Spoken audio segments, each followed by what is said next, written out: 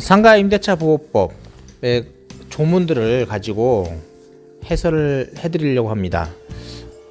이거를 상편과 하편으로 나눠 가지고 1조부터 10조까지는 상편에다가 묻고요, 하편에는 10조 2부터 부치까지 해가지고 하편으로 엮고, 또 마지막으로 종합편으로 해가지고서 그 상가임대차 보호법에서 굉장히 중요한 부분들을 자세히 해설을 해가지고 종합편으로 엮고자 합니다. 그래서 뭐 중요한 사항들이나 이런 걸 듣고자 하신다면 종합편을 들으시면 될 것 같고요. 조문 하나하나를 좀 이렇게 어느 정도로 알고 싶다 하면은 상편과 하편을 동영상을 들으시면 될 것 같습니다. 자, 그럼 지금부터 제1조부터 시작하겠습니다. 제1조는 국민 경제 생활의 안정을 보장함을 목적으로 한다라고 해서 목적에 대해서 이야기하고 있고요. 근데 경제 생활의 안정이라고 했는데 아직은 상가임대차 보호법이 국민 경제 생활의 안정을 보장하기 위해서는 아직 갈 길이 멀다라고 생각을 합니다. 제2조 적용 범위라고 해가지고 사업자 등록이 대상이 되는 건물에 대해서 적용하겠다라고 했습니다. 그렇지만 다만 보증 금액을 초과하는 임대차에 대해서는 그러하지 아니하다라고 되어 있는데요. 보증금을 초과하는 임대차는 상가임대차 보호법을 적용하지 않겠다라는 소리입니다. 그러나 사망에 그 외 규정이 있어요. 예외 규정이.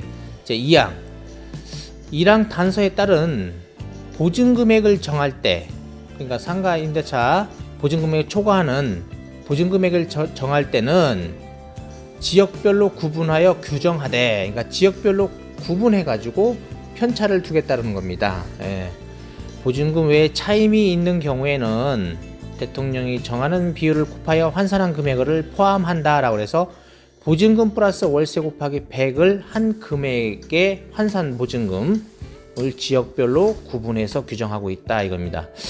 이 편은 제가 종합편에서 이 새로운 개정사항에 대해서 말씀드리겠습니다. 이제 3항 1항 단서에 불구하고 라고 했어요. 불구하고 이 3항은 보증금액을 초과하는 임대차에 적용하는 게 있다 이거예요. 그거에 대해서 어떤 거냐라는 것을 조문으로 이야기하고 있는데요.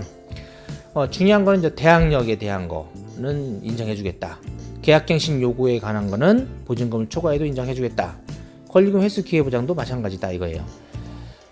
그러고 뭐 차임 연체 해지나 표준계약 작성 등에 관한 건데, 여기서 중요한 거는 10조 3항 본문, 좀 이따가 이제 10조 3항 본문을 볼 텐데 여기까지만 적용하고 단서 조항은 적용을 하진 않아요. 그래서 그거 보시면 될 것 같고, 3조 대항력.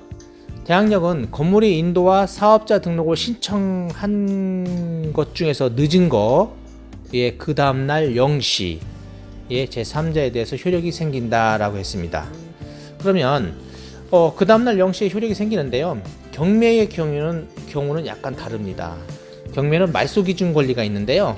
말소 기준 권리보다 우선해서 대항 요건을 갖추고 있으면 대항력이 있지만은 말소 기준보다 후순위로 대항 요건을 갖추고 있다면 대항력을 인정하지 않습니다. 경매는 약간 다르다는 거. 자, 2항 3조 2항은 임차 건물의 양수인은 임대인이 지위를 승계한 것으로 본다라고 되어 있고요. 3항은 이거는 매도인의 담보 책임에 관한 이야기예요. 그래서 경매 매도인의 담보 책임과 제한 물건의 매도인의 담보 책임에 대한 이야기를 하고 있는 거고요. 제 4항은 뭐냐면 동시 이행 항변권에 관한 이야기입니다. 그래서 상대방이 채무 이행을 제공할 때까지 자기의 채무 이행을 거절할 수 있는 권리를 준용하겠다라는 이야기고요. 4조는 확정일자에 관한 건데 1항에 보면 상가건물 소재지 관할 세무서장이 부여한다. 다른 데서 확정일자를 받을 수 없다라는 이야기하고 같다라고 보시면 됩니다. 제 2항 관할 세무서장은 소재지 확정일자 부여 1 그리고 차임 보증금 등을 확정일자 부에 작성하여야 한다 라고 했습니다. 그리고 전산정보 처리 조직을 이용할 수 있다라고 되어 있고요. 3항은 임대차에 이해관계에 있는 사람은 세무서장에게 정보 제공을 요청할 수 있고요. 이 요청을 받은 세무서장은 정당한 사유 없이는 거부할 수 없다라는 내용이고요. 사항에 보면 계약을 체결하는 자는 임대인의 동의를 받아가지고 정보 제공을 요청할 수 있다라고 되어 있습니다. 그리고 5항은 뭐 확정일자부에 기재할 사항 등이라든지 이해 관계가 있는 자의 범위 뭐 이런 것들을 대통령령으로 정한다라고 적혀 있는 거고요. 자, 5조 보증금의 회수에 관한 이야기입니다.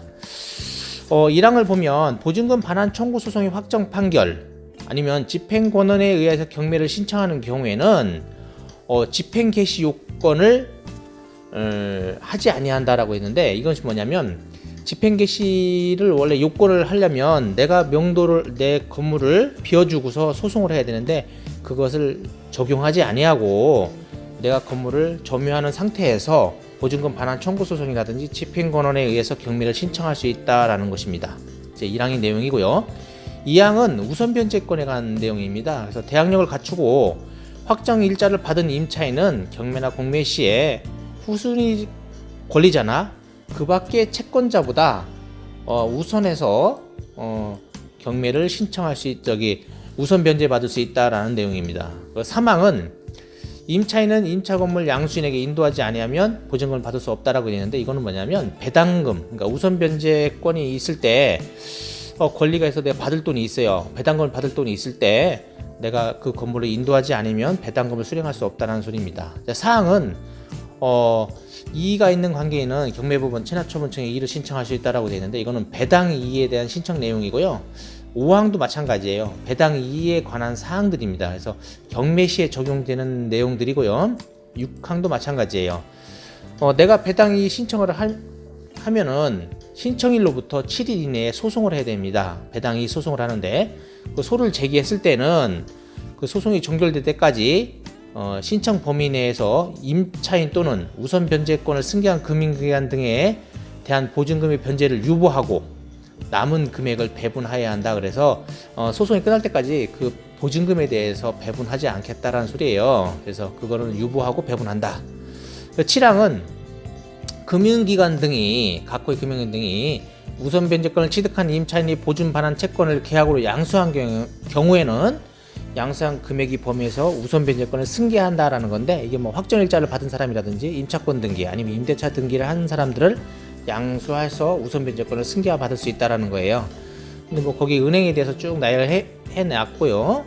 8항은 우선 변제권을 승계한 금융기관 등은 다음 경우에 우선 변제권을 행사할 수 없다라고 했는데, 이거는 뭐 당연지사한 얘기입니다. 대항 요건을 상실했다든지 임차권 등기가 말소됐다든지 임대차 등기가 말소된 경우에는 당연히 행사할 수가 없는 거겠죠.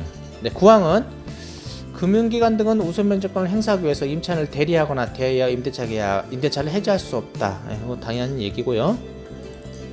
6조 임차권 등기 명령은 뭐 우리가 민법에서 배운 것처럼 임대차가 종료된 후에 보증금이 반환되지 아니한 경우 임차인은 임차건물 소재지를 관할하는 법원에서 임차권 등기 명령을 신청할 수 있다는 내용이고, 2항은 임차권 등기 명령을 신청할 때는 우리가 신청 취지라든지 이유 그리고 임차권 등기 원인이 된 사실을 소명해야 된다라는 내용입니다. 그리고 3항은 임차권 등기명 신청할 때의 재판에서 가압류는 임차권 등기로 기입을 하고 채권자는 임차인 그리고 채무자는 임대인으로 보겠다는 소리고요. 4항은 임차권 등기 명령이 기각됐을 때는 임차인은 항고할 수 있다는 내용이고요. 그리고 5항은 임차권 등기를 마친 임차인은 대항력과 우선 변제권을 취득하고요.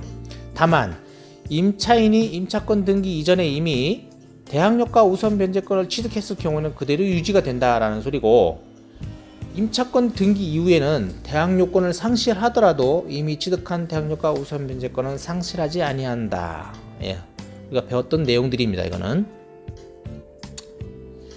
6항 임차권 등기를 마친 건물을 그 이후에 임차인은 우선 변제를 받을 권리가 없다. 예, 그러니까 임차권 등기를 마친 건물에 들어갔을 때는 우선 변제의 효력이 없다라는 거고, 그리고 뭐 이건 대법원 규칙에 7항은 등기 촉탁이라든지 이거는 뭐 대법원 규칙으로 한다. 그리고 8항은 임차권 등기명 신청 및 그에 관한 비용은 임대인에게 청구할 수 있다는 내용이고요.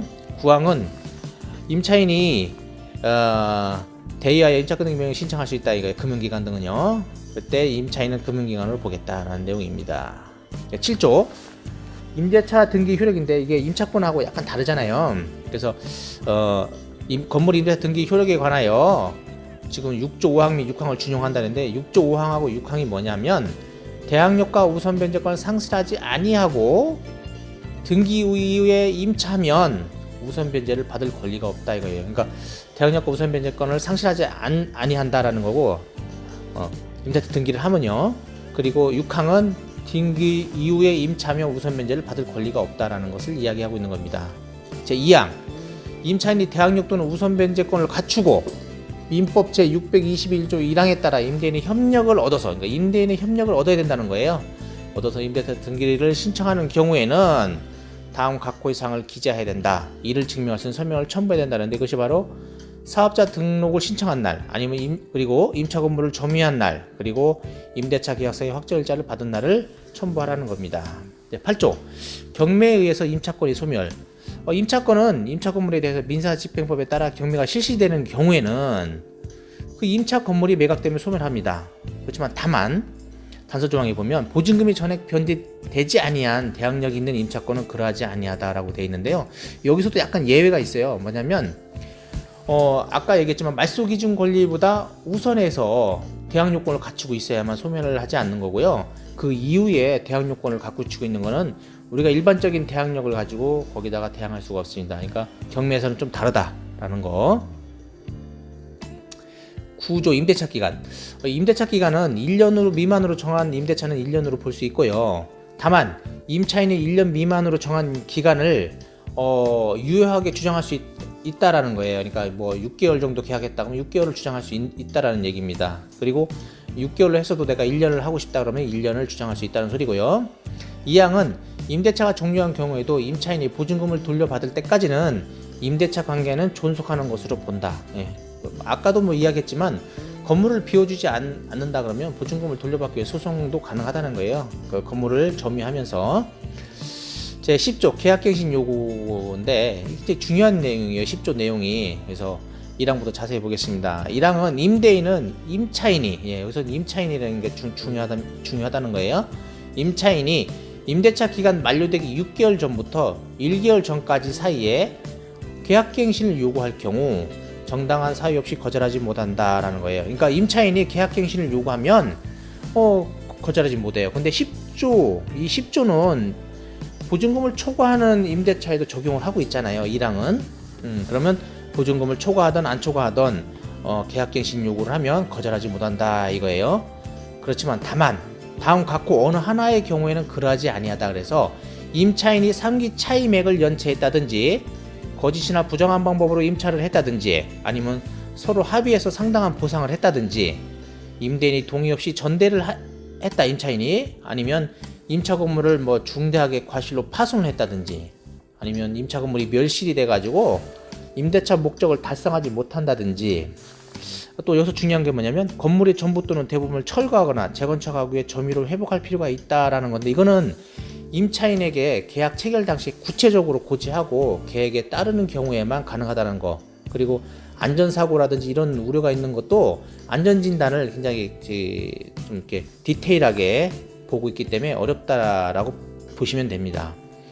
그리고 임차인이 의무를 현저히 위반하거나 임대차를 계속하기 어려운 중대한 사유가 있는 경우에는 거절할 수 있다라는 내용들이에요. 예, 밑에는 잘 보시면 될 것 같고 10조 2항 10조 2항도 마찬가지예요.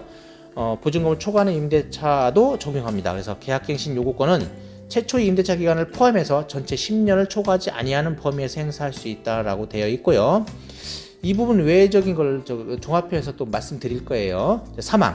사망은 본문까지만 보증금을 초과하는 임대차가 적용됩니다. 다만 밑에부터는 보증금을 초과하는 것은 적용이 안 돼요. 그러니까 갱신되는 임대차는 전 임대차와 동일한 조건으로 다시 계약한 것으로 본다. 동일한 조건이라는 것은 계약 내용도 마찬가지지만 기간도 동일하게 본다는 거예요. 그래서 하고 여기까지는 보증금을 초과하든 안 초과하든 똑같고요. 보증금을 초과하는 것 다만 요 밑에는 보증금 초과하는 건 적용되지가 않아요. 차임과 보증금은 제11조에 따른 범위에서 증감할 수 있다. 그러니까 보증금을 초과하는 임대차는 어떻게 돼요?